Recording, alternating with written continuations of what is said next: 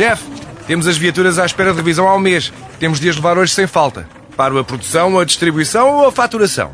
Cuide da sua empresa, que a Renault cuida das suas viaturas. Com o serviço Renault Pro Mais exclusivo para profissionais, conte com uma equipa especializada que lhe oferece soluções à medida do seu negócio e serviços como recolha e entrega de veículos para manutenção, horários de oficina alargados, serviços rápidos sem marcação e muito mais. Renault Pro Mais, ao seu lado, para fazer a sua empresa crescer mais. Esta semana, João Miguel Tavares sente-se expropriado. Pedro Mexia confessa-se libertário. E Ricardo Araújo Pereira declara-se tricampeão. Lá está, para o ano, somos tricampeões e eu vou estar aqui a dizer-lhe, eu sou uma besta. Estas vão ser as minhas palavras. Está reunido o Governo de Sombra.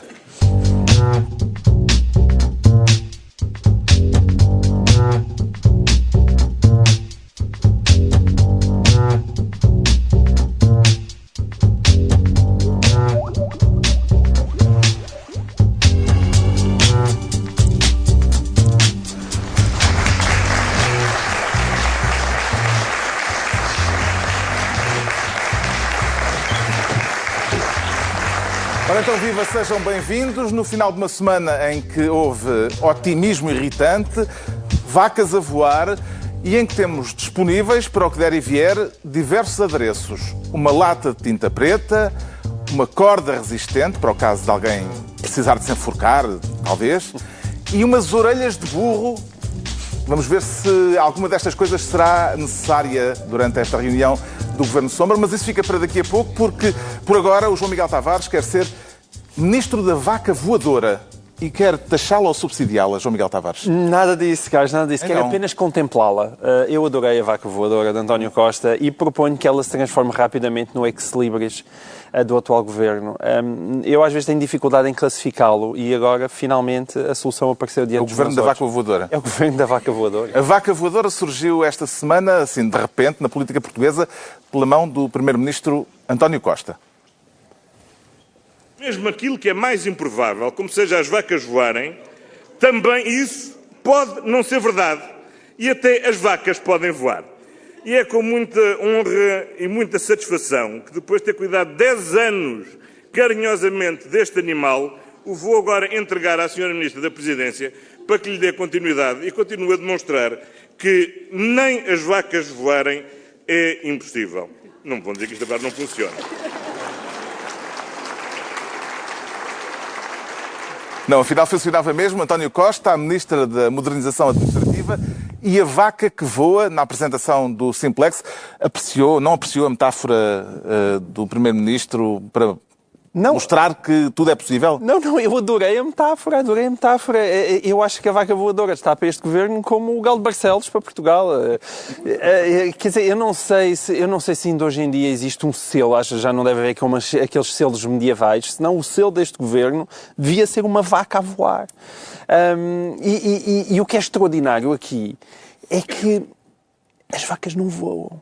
E o António Costa não sabe. É que o problema... Ele sabe, eu acho. Não, ele não sabe. Estás a levar longe demais a antipatia. Não sabe. A vaca estava a bater as asas e ele estava a segurar por um cordel. De facto, as vacas não voam. Aliás, não voam por uma boa razão. Bem. Porque senão, quando tivessem que se aliviar, claro. Imaginem, não é? Claro. Nós já temos problemas com os pomos, imaginem se fossem vacas. Já são as principais inimigas da camada de ozono, as vacas. As vacas. É verdade, isto é uma informação. E, exato, imagina se voassem, não é? Ainda mais Mas esta metáfora já é antiga. A metáfora já apareceu numa entrevista que António Costa deu, creio que ao Jornal de Negócios há uns 5 ou 6 anos. Exato. Já apareceu numa biografia de António Costa, em que ele também referiu esta vaca em particular que ele comprou no aeroporto de Heathrow para justamente fazer esta brincadeira com a ideia de que as vacas, de que não há impossíveis, de que... Sim, de que não há impossíveis. Até há uma vaca com asas. Mas é que há 5 anos eu acho que era uma metáfora. Hoje eu nós estamos a discutir verdadeiramente Não é porque a questão, hoje parece-me que é a melhor descrição possível da realidade deste Governo. Porque António Costa vai ter com a esquerda e a esquerda diz, e então as reposições das 35 horas e os salários e os feriados, e o António Costa diz, sim, tudo isso é possível. E depois vai a Bruxelas e eles dizem e então e o déficit, e o tratado orçamental, como é que é possível cumprir? E António Costa diz com a mesma convicção, é possível, de certeza que é possível. Qualquer pessoa lhe vai dizer, não, as duas coisas não são compatíveis. E ele responde, não, claro que são compatíveis, as vacas também voam. E não há impossíveis, as vacas voam. E isso é o resumo perfeito daquilo que tem sido o governo deste governo de António Costa. Porque é mais provável que as vacas voem do que ele realmente consiga simultaneamente conseguir agradar à esquerda e a Bruxelas. Isto foi apresentado, foi mostrado na apresentação do Simplex, em que o Primeiro-Ministro deu esta vaca à Ministra da Modernização Administrativa, atrapalhei-me aqui na palavra, da Modernização Administrativa, que apresentou o Simplex. Dentre as 255 medidas, tem alguma preferida, Pedro Mexia? Deixa-me só dizer isto. Não foi o António Costa que fez uma vez uma corrida entre um Ferrari e um burro? Foi, não foi? Foi. Para candidato a Loures, à Câmara de Loures. para mostrar que o burro chegava mais depressa que o Ferrari. Na calçada de Carris. Portanto, há toda ali uma panóplia animalesca de exemplos que ele tem. Depois houve uma confusão estranha com o álbum dos Pink Floyd, de uma vaca voadora. Não há nenhuma vaca voadora. Não há nenhuma vaca voadora. Há um burro voador e há uma vaca, enfim. Há algumas confusões. Confusões do costume. Há umas certas confusões animais. Não, as medidas, quer dizer, É o habitual rigor social. das tais medidas, se há uma das poucas coisas que se pode dizer que foi um legado positivo do Consulado de Sócrates, foi o Simplex.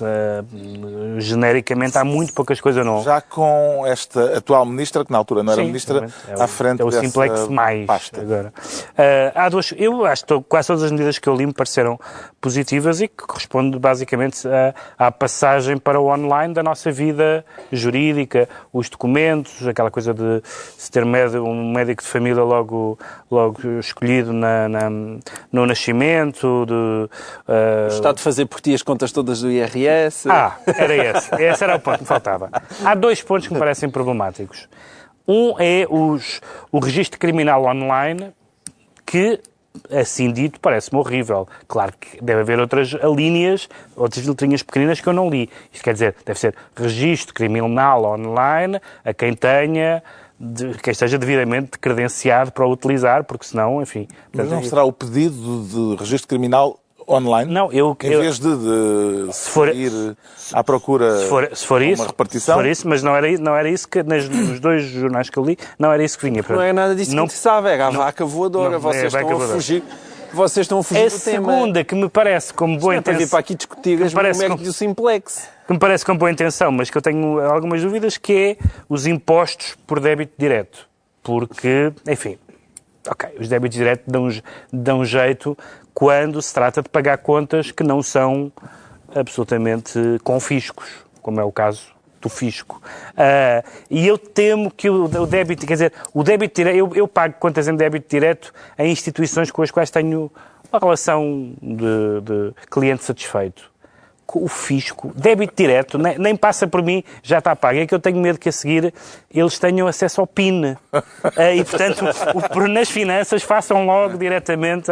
E tenho muitas dúvidas sobre isso. Agora, globalmente, isto é das coisas mais positivas, embora o Pacheco Pereira tenha feito um texto curioso, uma elogia ao papel, a dizer que não... É pena que se perca o papel. O papel qual papel? Diria um grupo de comediantes. E o Pacheco Pereira farta-se de arquivar papéis, por isso claro a que sim. nostalgia dele é compreensível. Mas que toda... e entretanto, há uma coisa muito importante que é... Que é vaca. Não é vaca. Que é, o António Costa é tão extraordinário que disse uma coisa que nunca tinha sido dito por nenhum político socialista. Fui ler as histórias do socialismo desde que ele existe, que foi... legisla-se a mais em Portugal. Esta frase nunca foi proferida por nenhum socialista até hoje. Geralmente, os governos socialistas legislam à bruta. E eu acho que se legisla demais, legisla-se muitíssimo a mais. Aliás, quando eu fiz Direito, havia vários professores que utilizavam a encantadora expressão diarreia legislativa. Portanto, só para ter uma ideia de quanto se legisla. E, portanto, dá para tomar um imódio legislativo. Um imódio legislativo. Trata-se dessa medida que António Costa anunciou, o imódio legislativo. Falta essa ainda. Parece-lhe que a vaca voadora de António Costa pode vir a substituir no imaginário popular o célebre porco a andar de bicicleta, Ricardo Araújo Pereira? Possível, Carlos, porque eu neste momento sinto que a vaca tem de facto uma claque muito grande entre os altos dignitários do país. Já o Cavaco tinha uma obsessão com vacas também. Mas eram sorriam. Era um sorriso de vacas e também as que Se estavam a calhar ser tinha a ver com o ordenhadas. queijo, não é? Porque há aquele célebre queijo Lavasquiri. Não, porque não era só isso. Ele também falou, de uma vez era as vaquinhas que sorriam, outra vez era vaquinhas que estavam a ser ordenhadas. Essas sorriam e tal, mas enfim, havia várias coisas sobre... Há um bestiário neste momento na política portuguesa só subordinado à vaca. Houve o orçamento limiano, não te esqueças. A vaca sempre esteve muito presente na nossa política. Para mim, o mais impressionante para mim é a maneira como isto é, na verdade, uma espécie de emblema de Portugal. Porque quando o homem que governa os Estados Unidos quer dizer ao povo que tudo é possível, ele faz um discurso com uma oratória absolutamente impressionante e acaba dizendo "Yes, we can". E quando o homem que governa Portugal quer dizer ao povo que tudo é possível, ele diz "Comprei uma bugiganga". Comprei uma bugiganga num free shop. Portanto, tudo é possível, pessoal. Olha aqui a vaca, olha como ela bate as asinhas.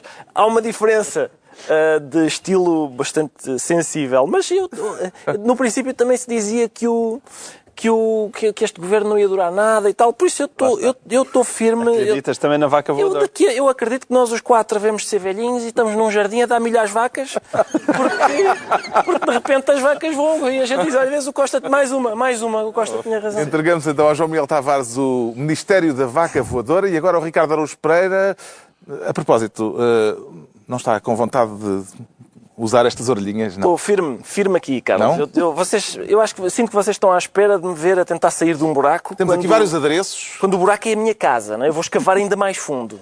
Fiquem para ver. Está bem, pronto. Então, não quero usar as orelhinhas, os adereços daqui a um bocadinho vamos tentar que possam vir a ser utilizados, mas já que não quero as orelhinhas, atribuímos-lhe o Ministério da Ligeira Irritação. O que é que o enerva, Ricardo Araújo Pereira? Nada. Para além daquilo de que vamos falar mais tarde. Não, isso, enfim, vamos ver.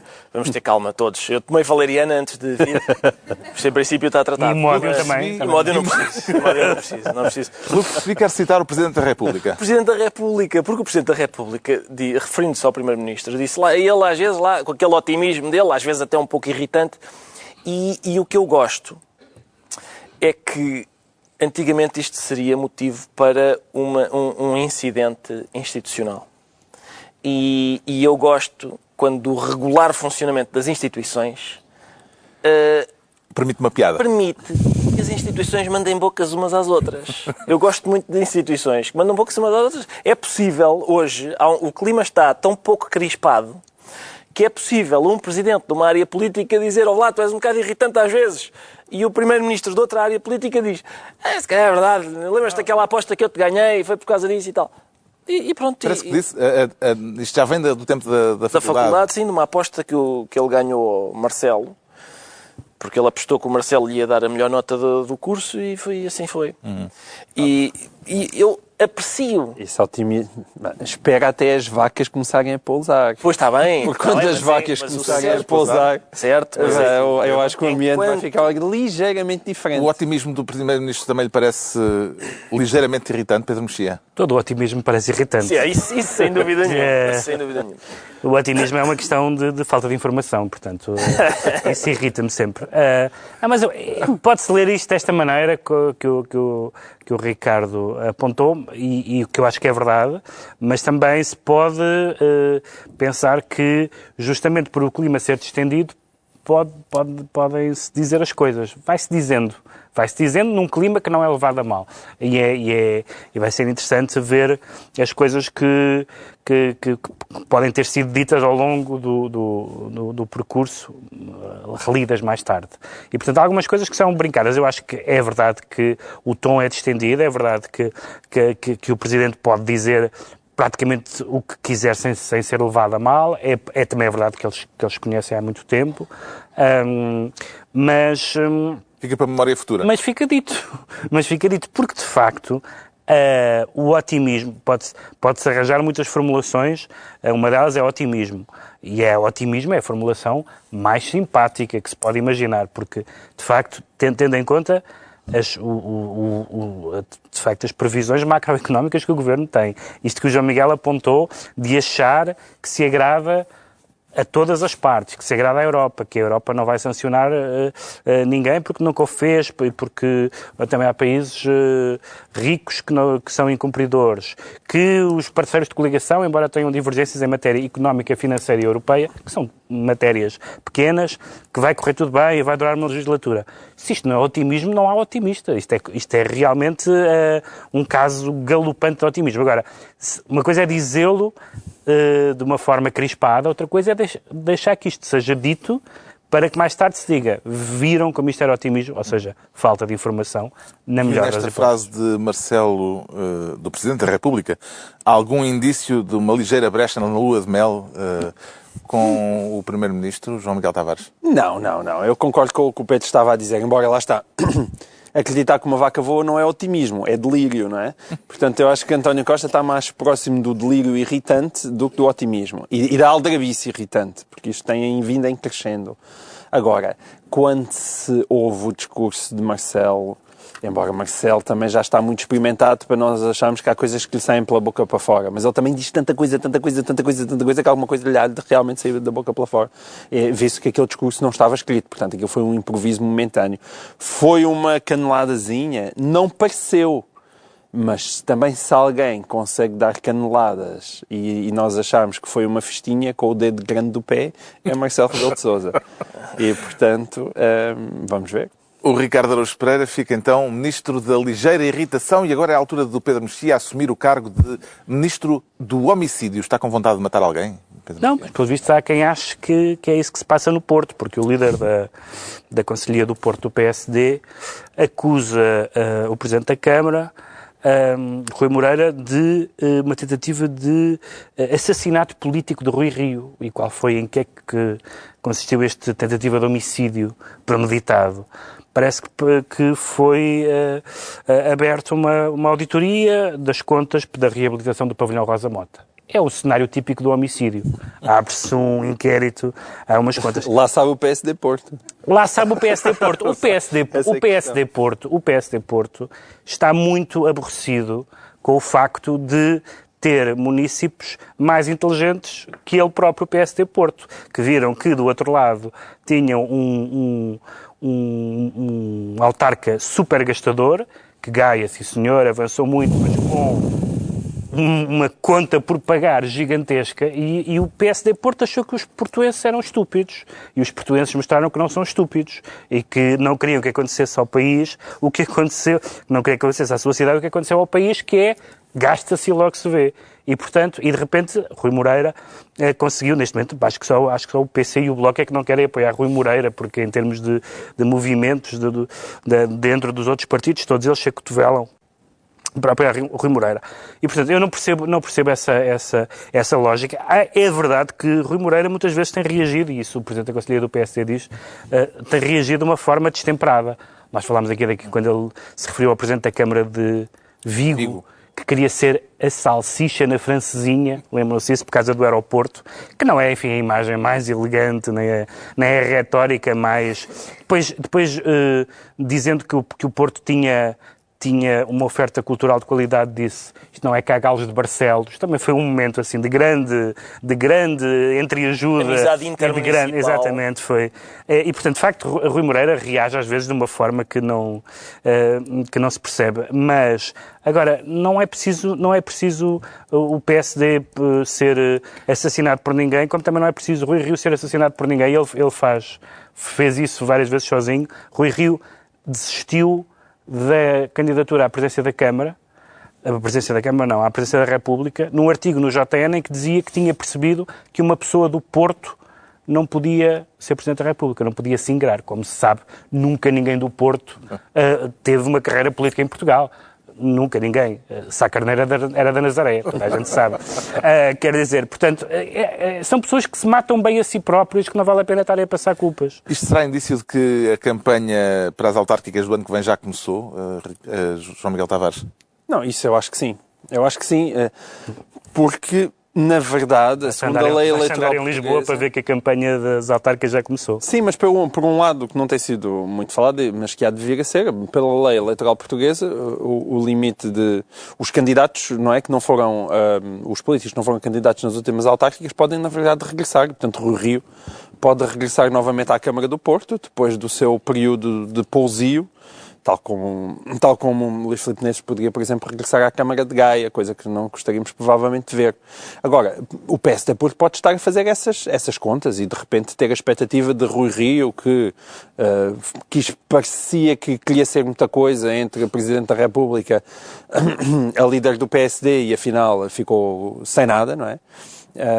E ele sempre manifestou o interesse em continuar uma carreira política. Ele de repente pode ter interesse em regressar ao Porto e candidatar-se contra Rui Moreira. Não sei, parece um pouco improvável. A mim parecer-me improvável, mas agora é a única justificação plausível para de repente uma conferência de imprensa do PSD Porto para se queixar de uma auditoria ao pavilhão Rosa Mota. Parece-me um pouco absurdo. Bom, já continuamos com o tema, mas fazemos aqui um parênteses. Ricardo Araújo Pereira, que tal pintar a cara de preto? Tem aqui uma latinha de tinta à frente. Já falamos sobre esse assunto. Eu sei, eu sinto a vossa expectativa, mas falaremos sobre isso. Eu pedi alcatrão e penas, mas... Alcatrão e penas não estava disponível. Não estava disponível. Mas tem a latinha de tinta preta. Se fosse a lata vermelha, eu pintaria. Pronto, então a escolha é esta. Rui Rio ou Rui Moreira? Carlos, não chega a ser uma escolha, não é? Se fosse Rui Rio e Jeco Estripador, eu devia...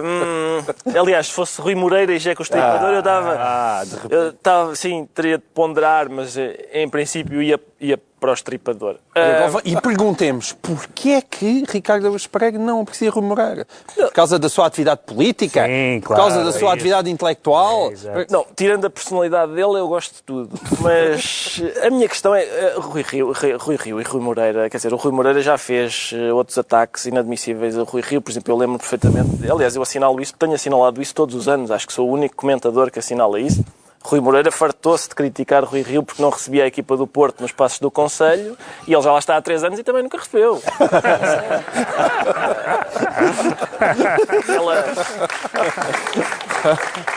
Acho que o público... Nós temos muitos amigos... O público está com as camisolas certas para apreciar esta piada. Temos muitos... Temos muitos Esperemos bracarenses. que continue amanhã sem receber. Temos bracarenses na sala. Mas também temos portistas, atenção. Temos portistas e eu sinto aquela luzinha vermelha das armas que têm mira telescópica na nuca. Sinto já o pontinho a queimar-me. Bom, então está dito, não é? Está dito, está. Pedro Mexia fica assim Ministro do Homicídio e estão entregues as pastas ministeriais por esta semana. Agora vamos analisar porque é que o João Miguel Tavares se declara expropriado. Foram-lhe aos latifúndios, João Miguel Tavares? Eu não tenho latifúndios, não tenho. Por acaso tenho um pequeno minifúndio no Alentejo, mas é dos meus pais. Pequeno minifúndio não é uma redundância. Não, é um minifúndio. Se é um pequeno minifúndio, é um nanofúndio. É um minifúndio particularmente pequeno, de facto. Não, há minifúndios e minifúndios, então. Este não, este é mesmo dos pequeninos. Mas não é disso mas que ainda falar. assim, não. Não os expropriaram. Não, mas é de propriedades, também não essa. É da propriedade de um senhor, coitado, do qual eu fiquei com muita pena esta semana, chamado António Barroso. Um abraço para ele, se estiver a ver o Governo de Sombra. Porquê? O senhor da Moraria? O senhor, exatamente. Eu não vou dizer Moraria. Vou. É que essa é tipo Pereira, aquelas palavras que ficam particularmente ridículas na minha boca. Moraria é pior do que Moraria. Moradia? Exato. Vá lá. Isto não é para... Hoje o programa tínhamos combinado que era para gozar com o Ricardo Araújo Pereira. E então o que é que aconteceu ao pobre senhor Barroso? Tinha 2 prédios nesse bairro que vocês acabaram de citar e de repente a Câmara veio e decidiu expropriá-los. E para quê? Para construir uma mesquita. Ora, nós, ainda foi na semana passada, temos falado tanto de laicidade atualmente em Portugal por causa dos contratos de associação. Anda tanta gente indignada por de repente haver escolas católicas a serem subsidiadas pelo Estado e eu não vi, lamentavelmente, a mesma onda de indignação por de repente estar um pobre senhor que é expropriado para construir uma mesquita. Eu não sabia que a Câmara Municipal de Lisboa agora construía mesquitas. E não sei, eu acho que se fosse hoje em dia, se fosse uma igreja católica, o pessoal indignava-se imenso. Eu não sei se é por ser uma mesquita e é muito no multiculturalismo, mas eu não tenho nada contra ser uma mesquita. Podia ser uma mesquita, uma igreja católica, uma sinagoga, uma igreja protestante, é-me indiferente. Agora, eu acho muito estranho uma Câmara Municipal andar a expropriar as casas dos cidadãos para, de repente, estar a construir templos religiosos. Ainda por cima, com o acrescento irónico que aquele senhor fez obras nas suas casas, parece que ele queria fazer imensa coisa que não lhe deixaram, porque era preciso manter uns azulejos do século não sei quantos e não podia ter caixilharias de alumínio e tinha que ter as cores não sei do quê na sua casa. E agora vai tudo abaixo. E agora vai tudo abaixo porque a Câmara de Lisboa diz que aqueles imóveis não têm qualquer espécie de interesse arquitetónico. E é aquela coisa, ainda por cima o senhor não está contente com o preço da expropriação, e junta-se tudo isto num pequeno pupurri muito foleiro. E eu só esperava que a esquerda, que está aqui excelentemente representada neste programa por Ricardo Araújo Pereira, se junte neste coro indignado da expropriação para construir templos religiosos. Estás tramado porque eu vou-me juntar. Estás-me juntas-te a mim. Claro. Lá está. O facto de se tratar de uma mesquita faz diferença, Pedro Mexia? A história que vem nos jornais não é totalmente clara, porque não parece que seja a Câmara que vá construir a mesquita. Não vejo que título é que a Câmara... Mas é a Câmara que vai pagar o senhor. Não, isso é outra 500 e coisa. tal mil euros. Que aquele desgraçado, aquele senhor que andou a fazer obras e que lhe exigiram obras porque tinha que respeitar o traçado e que agora lhe digam, agora tiras os azulejos e depois o minarete, é um bocado chato. Agora, Primeiro teve que respeitar o PDM, agora tem que respeitar Meca. Pá! E Medina. Tem que respeitar Medina. Em primeiro lugar, respeita o Medina. Mas é verdade que, embora a Câmara tenha feito... Enfim, eu sou suspeito, não votei bom, neste Presidente da Câmara ninguém votou, mas enfim, não votei no Presidente da Câmara que foi eleito, de que este fazia parte da equipa, Fernando Medina, mas sou, enquanto munícipe, nunca tinha dito a palavra munícipe, estou contente genericamente com o trabalho da Câmara, mas é verdade que há muitos momentos de quero aproximando na gestão urbanística. Já falámos aqui muitos casos ao longo do programa, desde praças fechadas para eventos comerciais até outras. E eu não gosto muito disso. E não se percebe porque é que realmente, havendo o próprio, como é que ele se chama, o senhor António Barroso, ele diz, há tanta casa, há tanto espaço, tanta casa devoluta. Porque que mal fez aquela pessoa para ser particularmente... Agora, eu acho que deve haver uma política de boa vizinhança com todas as comunidades. Nós somos um dos poucos países europeus onde não há nenhuma questão com a comunidade islâmica, portanto, em que a vizinhança é perfeita. E, portanto, acho que isso deve ser de saudar e de manter... Mas não expropriar a casa a quem teve que... É que ele teve que fazer é como a Turquia. Lembram-se quando a Turquia queria entrar na União Europeia e se disse à Turquia, muito bem, mas tem que cumprir os critérios 1, 2, 3 a 25. E eles cumpriram, 24. E a Europa disse, então não. Se é só 24, não. E este senhor, de facto, agora, não tenho também, acho que a Câmara deve zelar pela boa vizinhança entre as várias comunidades étnicas e religiosas, etc. Queria ver a notícia desenvolvida. O que é que lhe parece esta situação, Ricardo Araújo Pereira? Carlos, eu pessoalmente não tenho nada contra mesquitas, igrejas, sinagogas, nada. As pessoas desejam... Tabernáculos? Nada. As pessoas desejam adorar divindades. As divindades precisam de ser adoradas. Caso contrário, deixam de existir. E portanto, não tenho nada contra isso. Agora...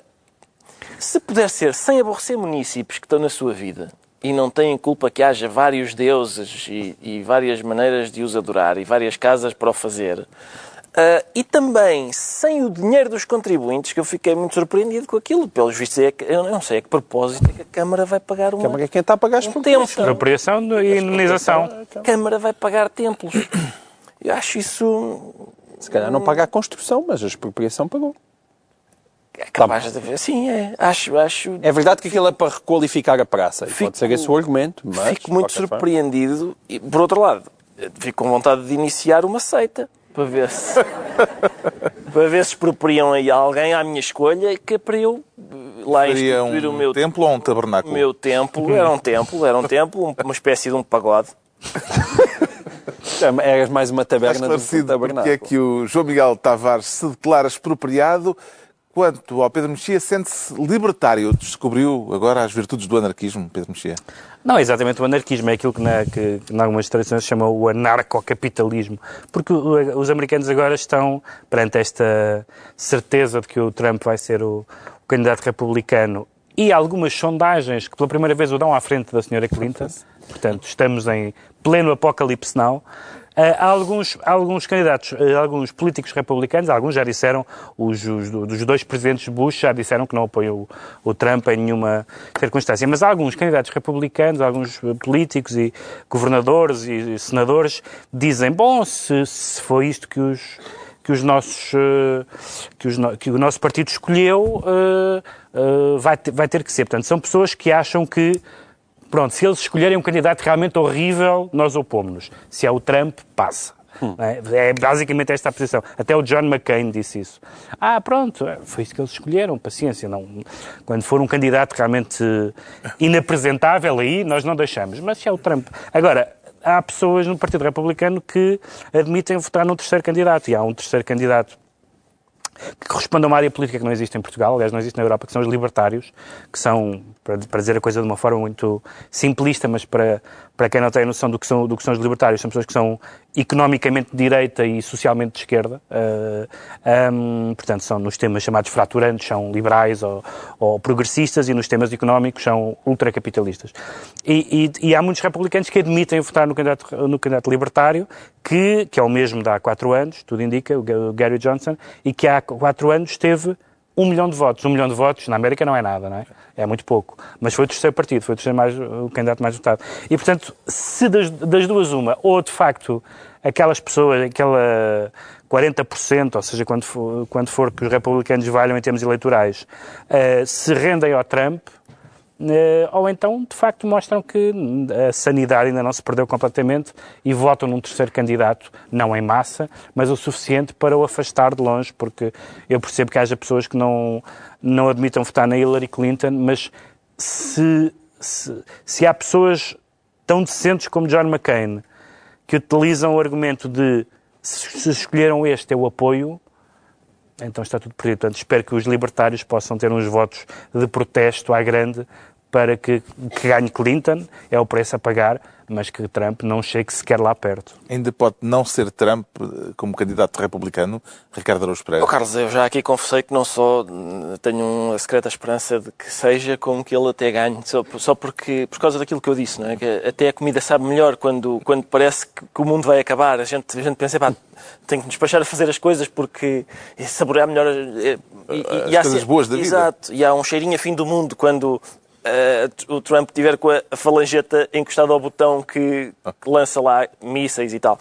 E, portanto, agora, eu percebo o Pedro, não é? Evidentemente, percebo a preocupação do Pedro, mas os republicanos agora irem votar num outro candidato quando decorreu todo este processo, que é o processo habitual de primárias para eleger um candidato, cheira um bocadinho a batota, não é? Parece que é uma democracia assim, a não ser que a gente eleja um tipo Porquê batota? Que ninguém aprecia. Ninguém é obrigado a votar num candidato. Mas, quer dizer, a tramitação para...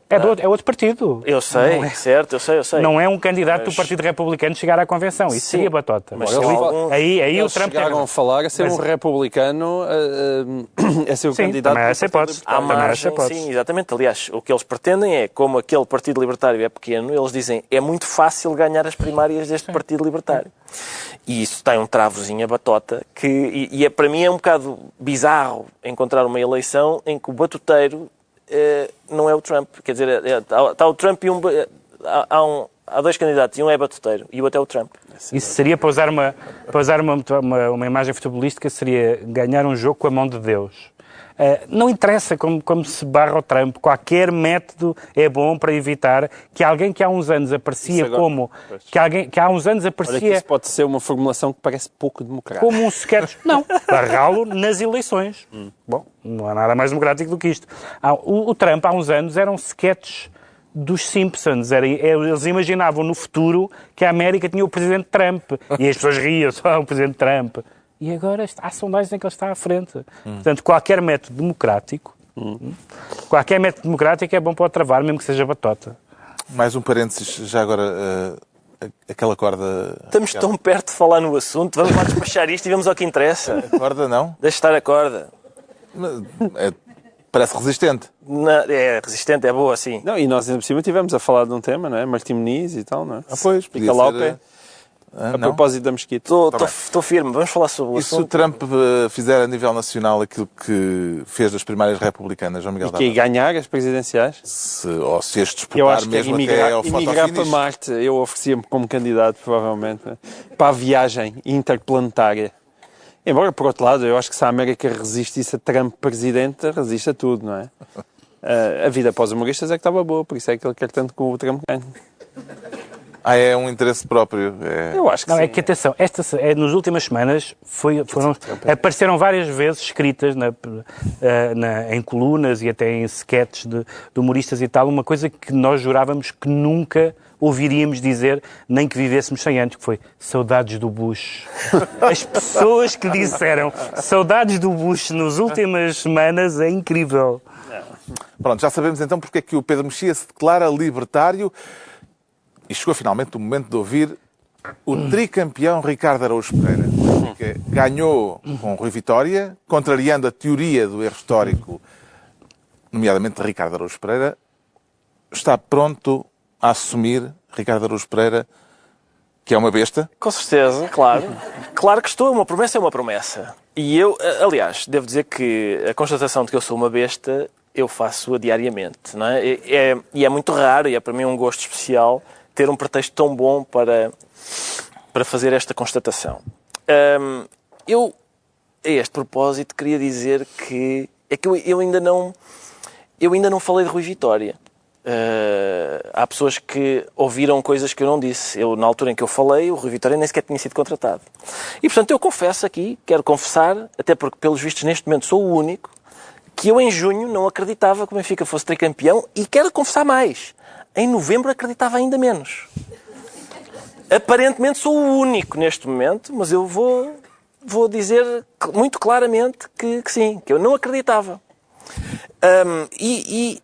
Por isso, Rui Vitória merece a minha admiração ainda maior, porque me deu uma das grandes alegrias da minha vida, porque tem escroto de aço, Rui Vitória, teve que ter para reunir a equipa daquela maneira, se me tivessem dito, lá está, naquele mesmo dia, que nós íamos jogar de igual para igual com o Bayern de Munique e os defesas centrais eram o Lindelof. Aliás, por exemplo, na Rússia, a gente foi lá ganhar aos russos e era Lindelof e Samaris, que nem sequer é central, que estava a jogar a central.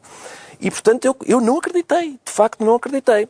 E, portanto, o meu máximo respeito e admiração pelo que o Rui Vitória fez. E mais, eu gostava de dizer, é porque é muito fácil hoje, o gênio do Jonas e do Gaetan entra pelos olhos dentro e a disponibilidade física do Renato Sanches também. Mas há jogadores que nunca não têm o crédito que merecem. Como, por exemplo, André Almeida, Eliseu, Pizzi, Jardel. O Jardel, a sensação que eu tenho é que a gente tem que esperar 10 anos depois de ele acabar a carreira para a gente perceber qual é a aparência do Jardel, porque ele racha a cabeça em todos os jogos, fica com olhos negros, parte do nariz, todos os jogos ele mete sempre a cabeça em sítios onde vão estar pés.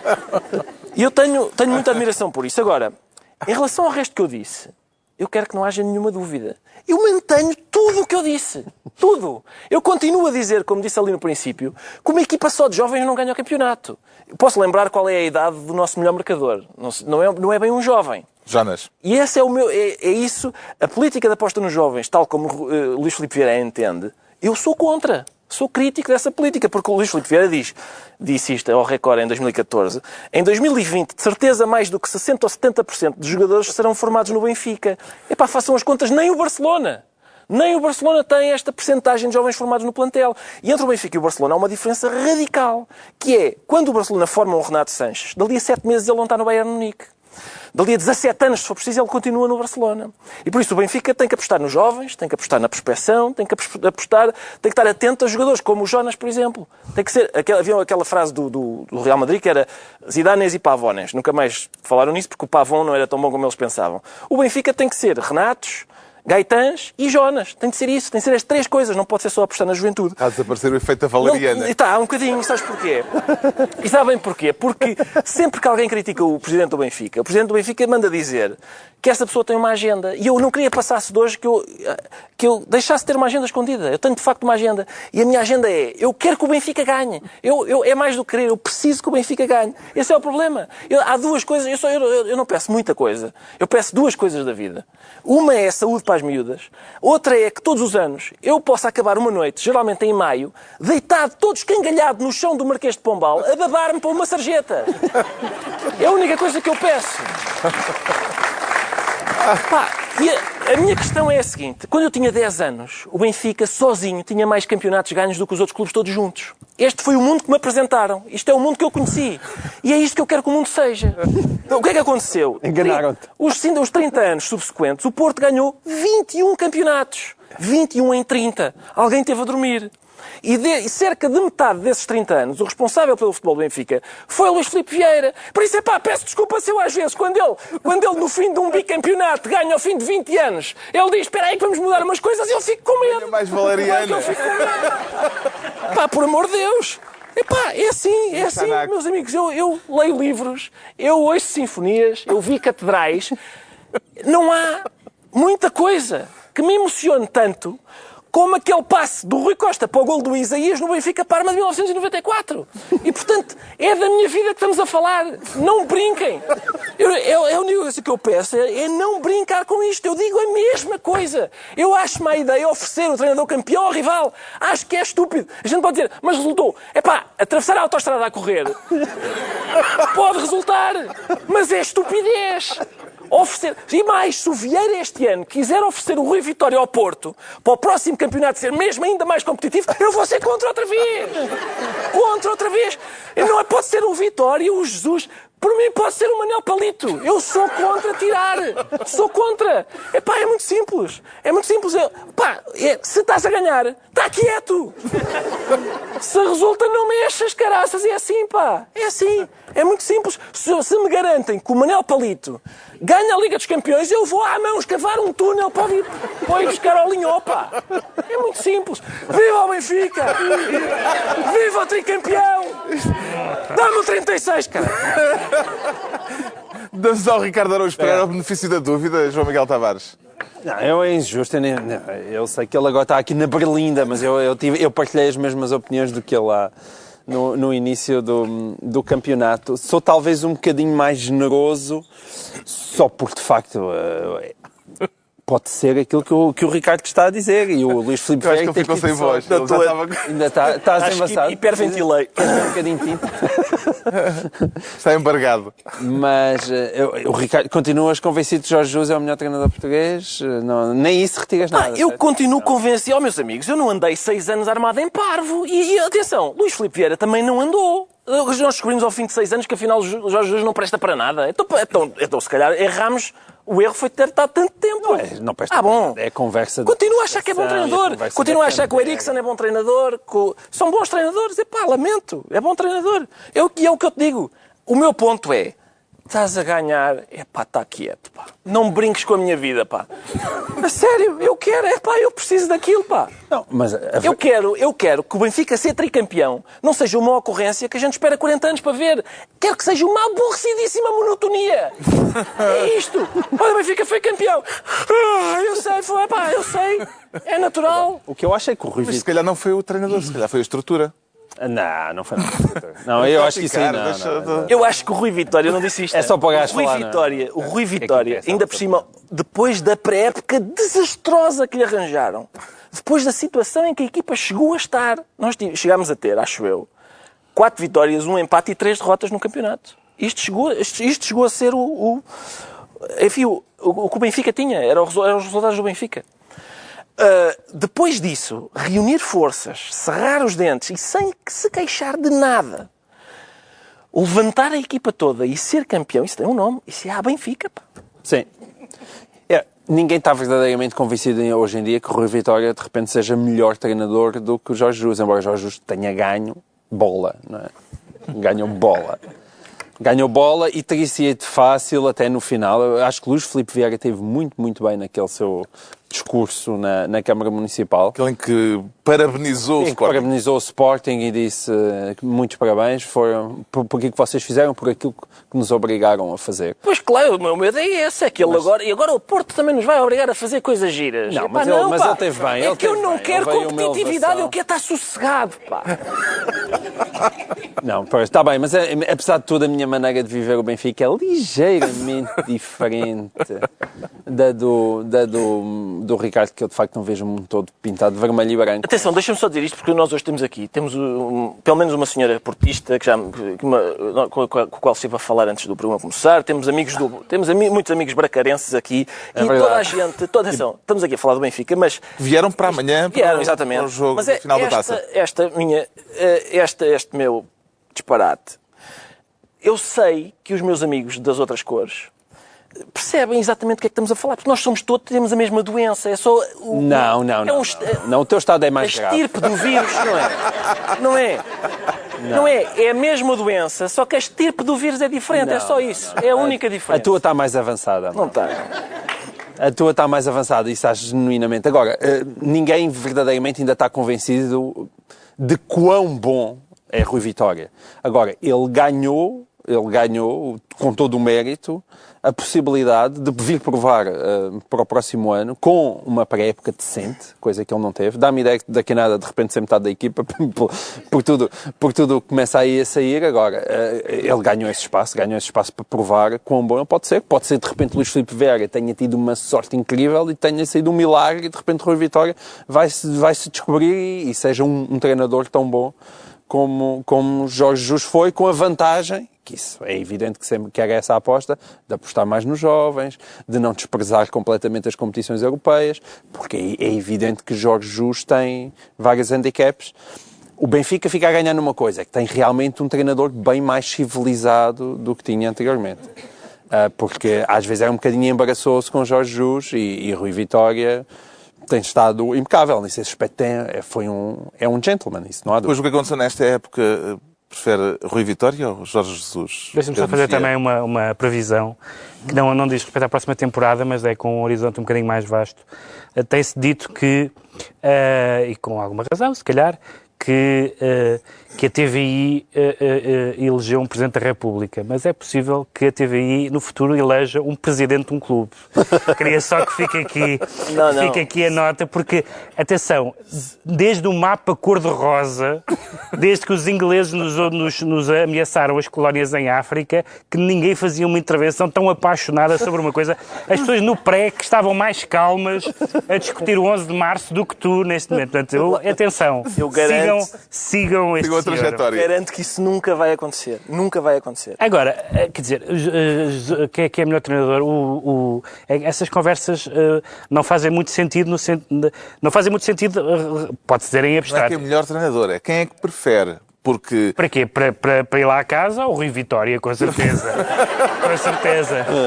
Com certeza. Embora eu tenha feito houve logo uma pessoa que Por inventou acaso eu tenho dúvidas nisso. Houve uma pessoa que inventou uma Houve uma pessoa que inventou uma aplicação logo por causa do problema dele é em público. do Rui Vitória ter dito que o Jorge Jesus era a 90ª pessoa que ele pensava. Exato. E houve logo um senhor que fez uma aplicação na net em que nós punhamos o nosso nome e dizia em que lista e eu, pelos vistos, estou no lugar 2729 dos amigos de Rui Vitória, atrás do dentista da prima. Isto disse-me no site. Mas à frente de Jorge Jesus. Agora, sempre à essa frente história de de quem eu acho que Jorge Jesus é melhor treinador que o Rui Vitória, basta pensar no que fez. Agora, quem ganhou, quem venceu, em princípio mereceu, a não ser que esteja... isso é como aquelas pessoas dizem assim, quem mereceu a Nobel era o Lobo Antunes. Mas não foi o Lobo Antunes que ganhou, ainda pode ganhar, nesse caso ainda pode ganhar. Não faz sentido falar dos campeonatos como uma questão de... Não, uma questão de justiça. Há imensos campeonatos que não são ganhos de forma em que a equipe não é a equipa melhor que ganha, por exemplo. Não, é sempre. O jogo tem um objetivo, que é enfiar aquele esférico dentro de uma espécie de um galinheiro. Sim. Quem consegue mais vezes é a melhor equipa, não há dúvida. Eu sei, mas não convém pôr as coisas em termos de justiça. não convém pôr as coisas em termos de justiça. Se tivemos o ano passado, foi o ano passado, que o Manchester City ganhou o campeonato nos descontos no último jogo, não foi? Sim, acho que sim. São coisas completamente... Os chamados imponderáveis. Não vale a pena pôr nisso uma justiça absolutamente transcendental. Agora, eu acho que o Jorge Jesus é melhor treinador, mas não foi ele que ganhou. Acontece muitas vezes e felizmente aconteceu desta. À altura dos decretos, o João Miguel Tavares decreta 4 mil milhões. 4 mil milhões, eu li o Expresso deste sábado e tendo uma taquicardia parecida com a do Ricardo Araújo Pereira quando soube que o Jorge Jesus ia para o Sporting. Não foi tão grave, certamente. Mas é o número que vinha para um aumento de capital da Caixa Geral de Depósitos. Isso é verdade que o governo se me desmentiu, eu espero que desminta completamente, porque 4 mil milhões significa que estamos outra vez, de forma indireta, com mais um BES. Quer dizer, isto não tem fim. O Ricardo Araújo Pereira, agora mais calmo, decreta sinais. Um bocadinho, sim. Estou um bocadinho cansado até. Exato, sinais. Vais fazer o em direto? Vou agora. Agora tenho de descansar. São sinais, mais uma vez, sinais sobre a liberdade de expressão, porque cá em Portugal um senhor foi condenado, tinha sido ilibado em primeira instância e agora foi condenado numa relação por insultos a Manuel Alegre. Eu ficaria muito surpreendido que o Tribunal Europeu dos Direitos do Homem não revertesse esta sentença. E a Inglaterra, que é um país em que a liberdade de expressão, por acaso, tem sofrido bastantes ataques, foi divertido ver esta semana o antigo presidente da Câmara de Londres, ou seja, um político importante, participou num concurso de poemas para ver qual era o poema mais ofensivo para o Erdogan, a propósito do Erdogan ter processado aquele humorista alemão. Eles dizem, na União Europeia ninguém pode ser processado por fazer um poema a achincalhar o Erdogan, e então fizeram um concurso para ver quem é que ganhava a ser mais ofensivo para o Erdogan, e o Boris Johnson ganhou. É um poema muito bonito. Ele usa uma palavra começada por P, enfim, os nossos espectadores, e acabada em unheteiro, que é um conceito que os ingleses acham ofensivo, nunca percebi porquê, mas é isso, o poema tem essa, e ele venceu. Finalmente, o Pedro Mexia decreta vai à matéria. É a matéria, porque há um longo historial de linguagem, digamos, liberal no Parlamento, desde os tempos do saudoso deputado da UDP, Américo Duarte, não era assim que ele se chamava. O próprio Pinheiro de Azevedo disse algumas vezes assim umas palavras, mas agora, esta semana aconteceu com um deputado do PS Madeira. E claro, como ele é do PS Madeira, acha que no Parlamento se diz tudo, porque no Parlamento a Madeira diz mais ou menos tudo. Põe-se gente de cuecas e com bandeira nazi, não sei o que mais, como aquele deputado. E então ele queria falar do desinvestimento turístico, que é um assunto realmente importante. E ele disse aquilo que não é preciso repetir. Referiu-se a esta matéria, só que em vez de dizer matéria, disse um sinónimo. É isto. E acho que acabamos assim. Como sabem, o turismo tem um impacto significativo daquilo que é o desenvolvimento regional das regiões. E os senhores desinvestiram significativamente nessa matéria e acabaram por... Pronto. Vocês desinvestiram nessa... Está concluída mais uma reunião semanal. 2 a 8 dias, à mesma hora, novo Governo de Sombra. Pedro Mexia, João Miguel Tavares e Ricardo Araújo Pereira.